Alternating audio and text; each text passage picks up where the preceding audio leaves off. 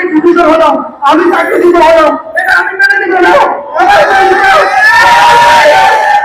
যারা আছেন যারা আছেন তারা সবাই আমার সাথে থাকবেন, আমাদের সাথে থাকবেন।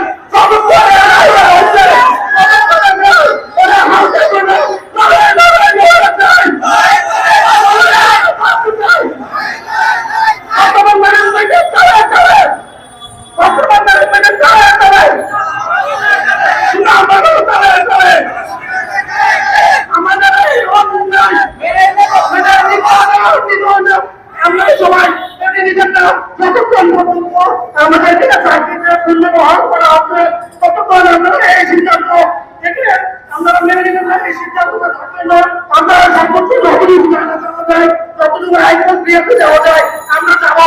তবে আপনাদের বসে থাকতে হবে, আমরা পিছিয়ে গেলে হবে না, পিছিয়ে গেলে আমাদের আমাদের আমাদের এই সমস্যাটা শেষ হবে না, আমরা সফল করতে পারবো না। আপনারা সবাই 547 জন সবাই এক থাকবেন, দেখি কিভাবে আমাদের মিলে চাকরি ফেরত যাবে। এই বাংলাদেশের বুকে এই অন্যায় অবিচার আমরা মেনে নিব না। আমরা সবাই একই কর্মকর্তা।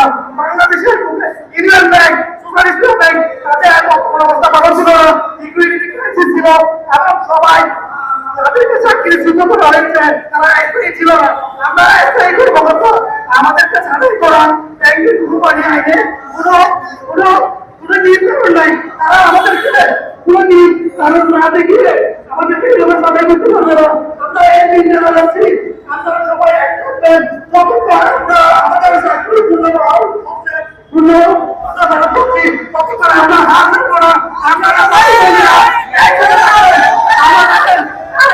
প্রক্রিয়া কত প্রক্রিয়া আছে, আমরা কত প্রক্রিয়া আটক করবো, আপনারা সবুজ থাকবেন, সবাই একসাথে আমাদের এই সমস্যার সমাধান করতে সময় আসছে না।